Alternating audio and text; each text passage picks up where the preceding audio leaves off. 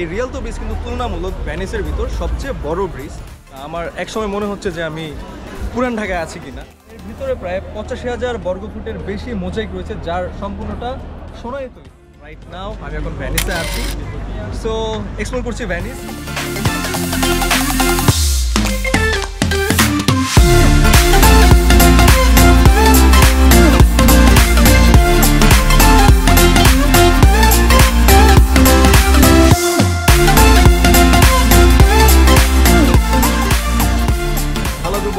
কেমন আছেন সবাই? আশা করি সবাই ভালো আছেন। So right now I am in Venice, স্বপ্নের ভেনিস যাকে বলে, city of canal, city of bridges এবং সিটি অফ ওয়াটার। সো আজ থেকে 5 বছর আগে 2019 সালে আমার ফ্রেন্ডরা সহ স্টার সিনেপ্লেক্সে আমি একটা মুভি দেখেছিলাম। মুভিটার নাম হচ্ছে Spiderman far from home. So Tom Holland, Zendaya ওরা একটা ট্যুরে আসছিলো এই ভেনিসেই। তো আমি যখন সেই মুভিটা দেখছিলাম আমার এক পর্যায়ে মনে হচ্ছিল আমি যদি ভেনিসে যেতে পারতাম। সো আলহামদুলিল্লাহ রাইট নাও আমি এখন ভেনিসে আছি, সো এক্সপ্লোর করছি ভেনিস। কথা বাড়াবো না, আমার সাথেই থাকুন। আশা করি আপনাদের এই ব্লগটা বেশ ভালো লাগবে। So let's go.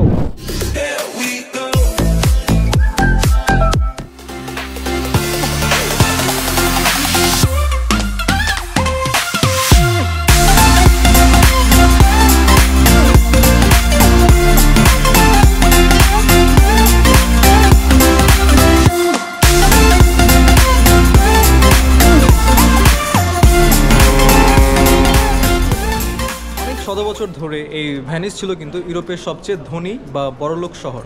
আপনি যখন ভেনিসে প্রবেশ করবেন আপনি কিন্তু এখানে কোনো প্রকার বাস, সাইকেল এগুলোতে চলাফেরা করতে পারবেন না। এক জায়গা থেকে আরেক জায়গায় যেতে চাইলে আপনাকে হয়তো পায়ে হেঁটে যেতে হবে, আর না হয় নৌকা বা ওয়াটার বাসে করে যেতে পারবেন।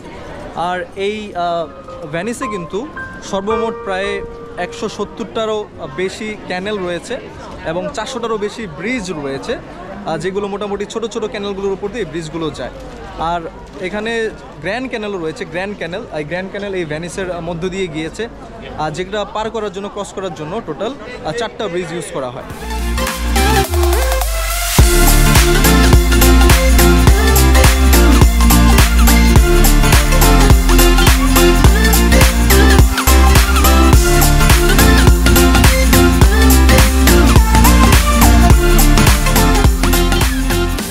আমার পিছনে হয়তো দেখতে পাচ্ছেন, এই হচ্ছে সেই কাঙ্ক্ষিত ফেমাস রিয়ালতো ব্রিজ। সো এই রিয়ালতো ব্রিজ কিন্তু তুলনামূলক ভেনিসের ভিতর সবচেয়ে বড় ব্রিজ, কারণ এই ব্রিজের উপরে কিছু শপও রয়েছে যেটা মূলত অন্যান্য ব্রিজে সেরকমভাবে নেই। সো এই ব্রিজটি কিন্তু ডিজাইন করেছিলেন অ্যান্টোনিও দা পন্তে, এবং এই ব্রিজটির নির্মাণ কাজ শুরু হয়েছিল 1588 সালে এবং এর নির্মাণ কাজ শেষ হয়েছিল 1591 সালে। সো মোটামুটি প্রায় 3 বছর সময় লেগেছিল। আর এই ব্রিজটি যখন সর্বপ্রথম তৈরি হয়, রিয়ালতো ব্রিজটা, এটা সর্বপ্রথম তৈরি করা হয়েছিল বাঁশ দিয়ে। সো কোনো এক কারণবশত এই ব্রিজটি ভেঙে যায়। সো পরবর্তীতে এটা যখন সংস্করণ করা হয়, এটা এখন যে ব্রিজটা আপনারা দেখতে পাচ্ছেন, এই ব্রিজটা কিন্তু এখন পাথর দিয়ে তৈরি করা। তো ব্রিজটা এখন পাথর দিয়ে তৈরি করা। সো আর এখানে খুব পর্যটক ভিড় আপনারা হয়তো আশেপাশে দেখতে পাচ্ছেন, প্রচুর পরিমাণে ক্রাউড।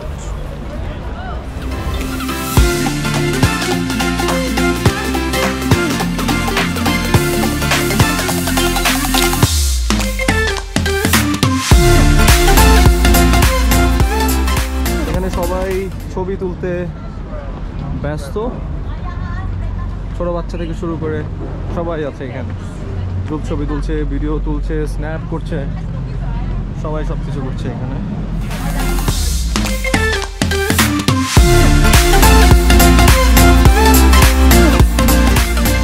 আর গাইস, ভেনিসের ম্যাক্সিমাম রাস্তায় কিন্তু এরকম চিপা চাপা। আমার একসময় মনে হচ্ছে যে আমি পুরান ঢাকায় আছি কিনা। বাট পুরান ঢাকায় আমাদের বিল্ডিংগুলো যেমন পুরনো, অনেক ওল্ড, এখানকার বিল্ডিংগুলো কিন্তু ওল্ড আমাদের পুরান ঢাকার মধ্যে অনেকটা। বাট এরা যত্ন করতে জানে আর আমরা যত্ন করতে জানি না। সো এত চিপা চাপার ভিতরে যে এত সুন্দর ভেনিস, পানি আমরা নর্মালি ভেনিস হিসেবে যা জানি আর কি, এরা আসলে যত্ন করতে জানে। আর চিন্তা করেন আমাদের দেশেও কিন্তু বুড়িগঙ্গা আছে, বাট বুড়িগঙ্গার অবস্থা সবাই জানেন, এটা না বলি। সো আমরা আসলে যত্ন করতে জানি না, ওরা যত্ন করতে জানে বলে ওরা আজকে এই অবস্থানে, আর আমাদের অবস্থা কই এটা আর নাই বলি। সো এই ভেনিসে কিন্তু আমি একা আসিনি, আমার সাথে আমার এক ফ্রেন্ড আসছে, যে কিনা আমার বাল্যবন্ধু। After 8 years I just met with him. So তাকে আপনাদের সাথে পরিচয় করাই দিই। তার নাম হচ্ছে ইউসুফ রাব্বি।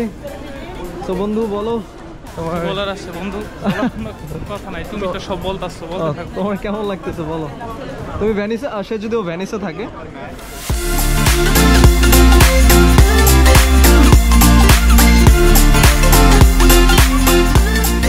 তো আমার পিছনে যে ব্রিজটা দেখতে পাচ্ছেন, একে বলে bridge of size.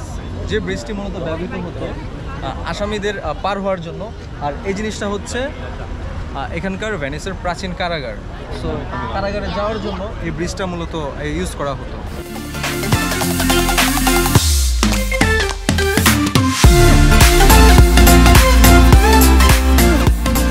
Right now আমার পিছনে তো দেখতে পাচ্ছেন, এটা হচ্ছে সেন্ট মার্কস ব্যাসিলিকা। এটা এখানকার বেশ গুরুত্বপূর্ণ ক্যাথিড্রাল। এর ভিতরে প্রায় 85,000 বর্গফুটের বেশি মোজাইক রয়েছে, যার সম্পূর্ণটা সোনায় তৈরি।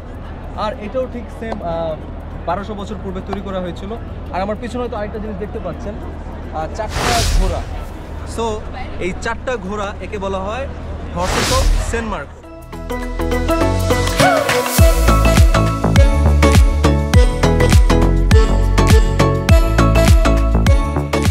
আমি এখন যে জায়গাটায় আছি এটা হচ্ছে saint Mark's square. So saint Mark's স্কোয়ারের ভিতরে আসলে দেখতে পারবেন এই সুবিশাল বেল টাওয়ার। যে বেল টাওয়ারটা প্রায় 300 ফিট উঁচু এবং এটি বানানো হয়েছিল 1200 বছর পূর্বে।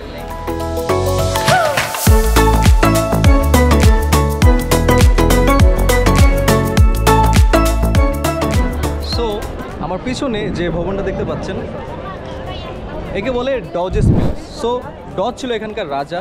রাজা মানে সেরকম বংশধর কোনো রাজা নয়, বা জনগণরা মিলে তাকে নির্বাচন করেছিল সেরকমও কোনো ব্যাপার নয়। সেই সময়ে উচ্চপদস্থ বা বড়লোক যারা ছিল, সো অনেক বড়লোকেরা মিলে একজন বড়লোক বা উচ্চপদস্থ কাউকে নির্বাচন করত এই ভ্যানিসীয় সাম্রাজ্য শাসন করার জন্য। সো সেই সময়কালে এই ভবন থেকেই মোটামুটি সব লেভেলের আইন পাস হতো। সো ধরতে পারেন যে প্রায় 400 বছর ধরে ইউরোপের ভিতর এই বিল্ডিংটা বেশ গুরুত্বপূর্ণ রাজনৈতিক বিল্ডিং ছিল।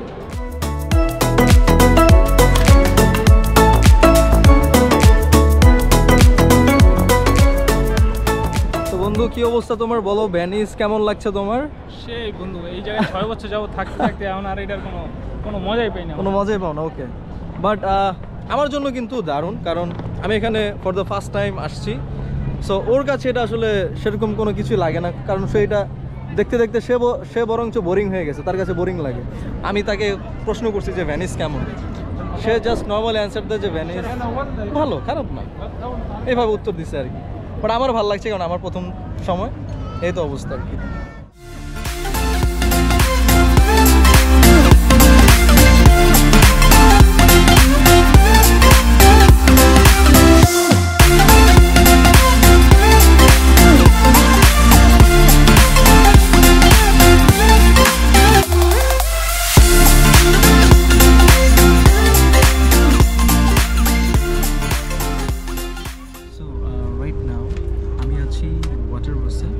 আপনি যদি ওয়াটার বাসে উঠেন আপনাকে পার হেড গুনতে হবে 9.5 ইউরো। আর আপনি যদি নর্মাল বোটগুলোতে উঠেন তাহলে আপনাকে গুনতে হবে 80 ইউরো।